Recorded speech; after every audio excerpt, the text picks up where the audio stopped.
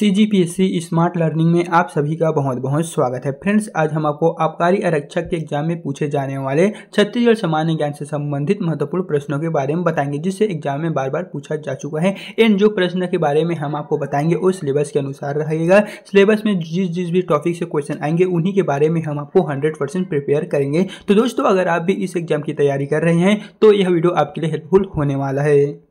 तो यहाँ पर आपको फर्स्ट क्वेश्चन में देखने को मिलेगा, कलचुरियों का मूल पुरुष किसे माना जाता है? कलिंगराज, कोकल, वामराजदेव, कृष्णराज। तो इसका सही आंसर हो जाएगा ऑप्शन नंबर डी, कृष्णराज। कलचुरियों का मूल पुरुष कृष्णराज को माने जाते हैं।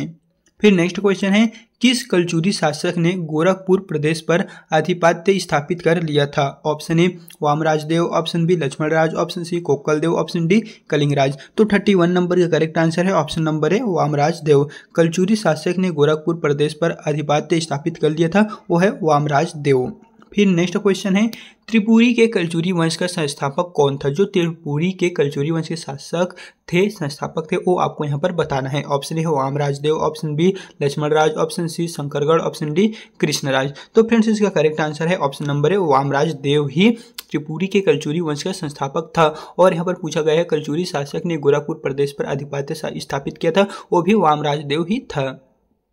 फिर नेक्स्ट है, किस राजवंश को चैत्य या चंदी नरेश कहा जाता है? फड़ी नागवंश को, काकतीय वंश को, कलचुरी राजवंश को या नलवंश को? तो इसका सही आंसर है ऑप्शन नंबर सी, कलचुरी राजवंश को। फिर अब हम बढ़ते हैं नेक्स्ट क्वेश्चन की ओर, जहां पर नेक्स्ट क्वेश्चन में आपको देखने को मिलेगा, चतुरगढ़ के महामाया मंदिर का निर्माण किस शासक ने करवाया था? कमलराज, कलिंगराज, जाजलदेव द्वितीय ने, रत्नदेव तृतीय ने। तो इसका सही आंसर है ऑप्शन नंबर बी, कलिंगराज ने। चतुरगढ़ में जो महामाया मंदिर है उसका निर्माण कलिंगराज ने करवाया था। कौन सही सुमेलित नहीं है? आपको बताना है कि कौन सा सही नहीं है। पृथ्वीदेव प्रथम अमोदा ताम्रपत्र, पृथ्वीदेव द्वितीय राजम शिलालेख, रत्नदेव द्वितीय रतनपुर अभिलेख, यहाँ पर रत्नदेव खरोज शिलालेख। तो आपको बताना है कि कौन सही नहीं है। तो इसका सही आंसर है ऑप्शन नंबर सी, रत्नदेव द्वितीय रतनपुर अभिलेख। ये जो ऑप्शन नंबर सी में देखने को मिलेगा ये सही नहीं है, लेकिन जो यहाँ पर फर्स्ट, सेकंड और फोर्थ में है ये करेक्ट है। बिलासपुर के प्रथम बंदोबस्त अधिकारी कौन थे?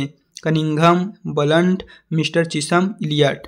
तो पूछा गया है बिलासपुर के प्रथम बंदोबस्त अधिकारी कौन थे? तो हो जाएगा ऑप्शन नंबर सी, मिस्टर चिसम ही बिलासपुर के प्रथम बंदोबस्त अधिकारी थे। फिर नेक्स्ट क्वेश्चन में है, रायपुर शहर की स्थापना किस शासक ने की थी? जो रायपुर शहर है अभी वर्तमान में, उसकी स्थापना इन चारों ऑप्शनों में से कौन से शासक द्वारा किए गए हैं?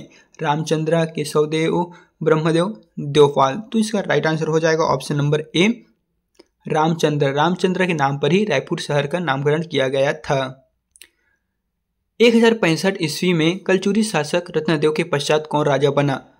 कलचुरी शासक रत्नदेव के बाद जो दूसरे नंबर पे राजा था वो कौन था? रत्नदेव द्वितीय, पृथ्वीदेव प्रथम, कमलदेव, जयसिंह देव। तो इसका सही आंसर हो जाएगा ऑप्शन नंबर बी, पृथ्वीदेव प्रथम। 1065 ईस्वी में कलचुरी शासक रत्नदेव के पश्चात जो राजा बना वो पृथ्वीदेव प्रथम थे।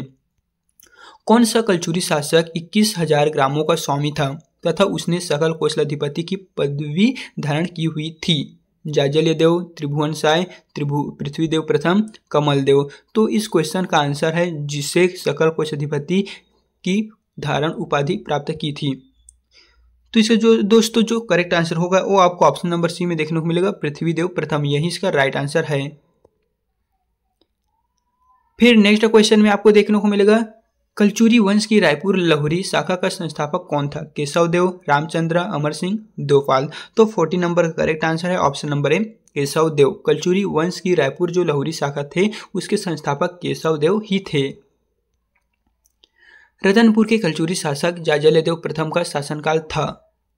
यहाँ पर आपको दिया हुआ है ऑप्शन ए में 1120 से 35 ईस्वी तक, ऑप्शन बी है 1065 से 95 ईस्वी तक, ऑप्शन सी है 1165 से 78 ईस्वी तक, ऑप्शन डी है 1095 से 1120 ईस्वी तक। तो पूछा गया है रतनपुर के कलचुरी शासक जाजलदेव प्रथम का शासनकाल कितने ईस्वी तक थे? तो हो जाएगा ऑप्शन डी, 1095 से 1120 ईस्वी तक। एंड फ्रेंड्स, आपको किस टॉपिक पर वीडियो चाहिए आप हमें जल्दी से कमेंट बॉक्स में बताइए। हम उस टॉपिक पर आपको कुछ दिन के अंदर ही वीडियो बना के प्रोवाइड कर देंगे, तो जल्दी से आप हमें कमेंट में बताइएगा।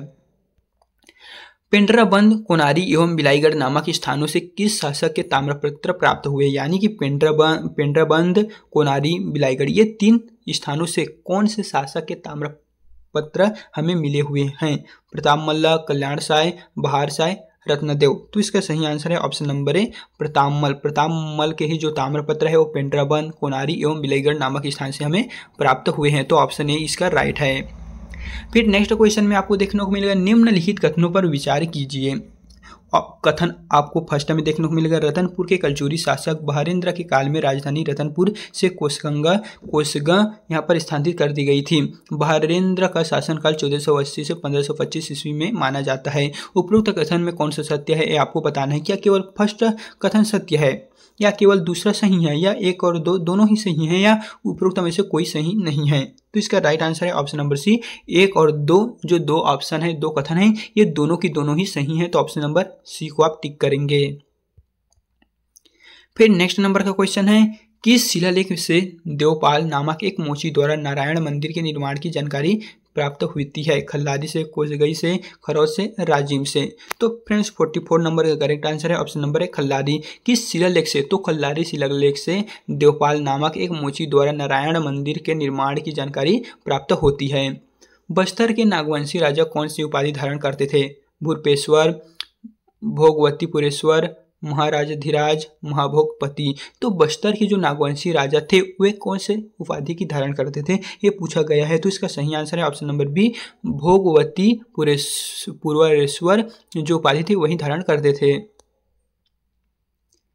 फिर नेक्स्ट क्वेश्चन है, निम्नलिखित में से कौन सा युग्म असत्य है? रत्नदेव अथवा रत्नराज प्रथम 1045 से 65 ईस्वी। ऑप्शन बी, पृथ्वीदेव प्रथम 1065 से 1095 ईस्वी। ऑप्शन सी है जयजयदेव द्वितीय 1165 से 78 ईस्वी। डी है रत्नदेव द्वितीय 1095 से 1120 ईस्वी। यहाँ पर आपको देखने को मिलेगा, यहाँ पर शासक का नाम और कितने शासन काल के दौरान उन्होंने कितने वर्ष शासन किया वो दिया गया है। तो कौन सा असत्य है, गलत है, वो आपको यहाँ से बताना है। तो इसका राइट आंसर है ऑप्शन नंबर डी, रत्नदेव द्वितीय 1095 से 1120 ईस्वी, यही इसका गलत हो जाएगा। बाकी जो ऑप्शन है ये 100% करेक्ट है। कलचुरी शासन के अंतर्गत मंडी में सब्जी बेचने के लिए जो परवाना परमिट लेना होता था वह था रोमा, युगा, लेखी, बोड़ी। तो दोस्तों इसका करेक्ट आंसर हो जाएगा ऑप्शन नंबर बी, युगा। जो हमें परमिट लेना पड़ता था अगर हम मंडी में सब्जी बेचने के लिए, एक हमें लाइसेंस कहें तो या फिर परमिट बनवाना होता तो इसे हम युगा कहते थे। फिर यहाँ पर नेक्स्ट क्वेश्चन है, कलचुरी शासन के अंतर्गत न्याय व्यवस्था से संबंधित अधिकारी था? न्यायपति, भौगिक, दांडिक, पुरोहित। तो आपको बताना है कलचुरी शासन के अंतर्गत न्याय व्यवस्था से संबंधित जो अधिकारी था वो इन चारों ऑप्शनों में से क्या था? तो इसका सही आंसर हो जाएगा ऑप्शन नंबर सी, दांडिक। कलचुरी शासन में दानपत्रों का लेखा जोखा तथा हिसाब रखने वाले अधिकारी को क्या कहते थे? जो कलचुरी शासन के दौरान जो अधिकारी रहते थे, जैसे कि लेखा जोखा करते थे और हिसाब रखते थे, उसे क्या कहते थे? महामात्य, धर्मलेखी, महापाल, साधनिक। तो इसका करेक्ट आंसर हो जाएगा ऑप्शन नंबर बी, धर्मलेखी ही लेखा जोखा और हिसाब रखने का कार्य करते थे। फिर नेक्स्ट क्वेश्चन है, सुमिलित कीजिए। सूची 1 में आपको कलचुरी अधिकारियों के नाम दिए गए हैं और सूची 2 में संबंधित विभाग दिए गए हैं। तो आपको सही क्रम में इनको या फिर सही मिलान करना है। तो इसका सही आंसर हो जाएगा ऑप्शन नंबर सी। यहाँ पर जो ऑप्शन दिया गया है यही इसका है। जैसे कि ए का सेकंड में आ जाएगा आरक्षी होते हैं पुलिस, और बी का आ जाएगा चौथा में महापिलोपति होते हैं हस्ती सेना, और सी का आ जाएगा फर्स्ट में महास्वसाधनिक होते हैं अश्वसेना, और गमागमिक होते हैं यातायात। इस तरह जो हमने बताए हैं वो आपको ऑप्शन नंबर सी में देखने को मिल जाएगा। फिर नेक्स्ट क्वेश्चन की बारी आती है जहां पर लिखा हुआ है कुछ इस प्रकार से आपको क्वेश्चन देखने को मिलेंगे। यानी कि फ्रेंड्स यहाँ पर हमने आपको जो टोटल मोस्ट इंपॉर्टेंट क्वेश्चन थे उनके बारे में बता दिए हैं। जहाँ पर है कलचुरी स्थानीय प्रशासन से संबंधित निम्न कथनों में से कौन सा कथन सत्य है। इस तरह यहाँ पर आपको 4 कथन दिया हुआ है जिसमें आपको सही कथन है उसकी पहचान करना है। तो इसका जो क्वेश्चन का सही आंसर हो जाएगा ऑप्शन नंबर डी करेक्ट है। यानी कि कर वसूल करने वाला अधिकारी दंड पाक्षिक तथा जुर्माना वसूल करने वाला अधिकारी शुल्की कहलाता है। ये कलचुरी स्थानीय प्रशासन से संबंधित कथनों में से असत्य कथन है। यहीं बाकी जो है वो सत्य है। तो दोस्तों इस तरह हमने आपको टॉप इंपोर्टेंट MCQ बता दिए हैं। इन आगे के क्वेश्चन के लिए आप हमारे चैनल को अभी से सब्सक्राइब करके रख लीजिएगा, ताकि इस वीडियो के बाद जो हम वीडियो अपलोड करेंगे वो इन्हीं क्वेश्चनों के बारे में होगा। तो जल्दी से आप हमारे चैनल को सब्सक्राइब करके रख लीजिएगा। और आपको किस टॉपिक पर वीडियो चाहिए आप हमें कमेंट बॉक्स में बताइएगा, हम उस टॉपिक पे आपको जल्द से जल्द वीडियो बना के प्रोवाइड कर देंगे। तो फ्रेंड्स अगर वीडियो पसंद आए तो वीडियो को लाइक करना ना भूलें।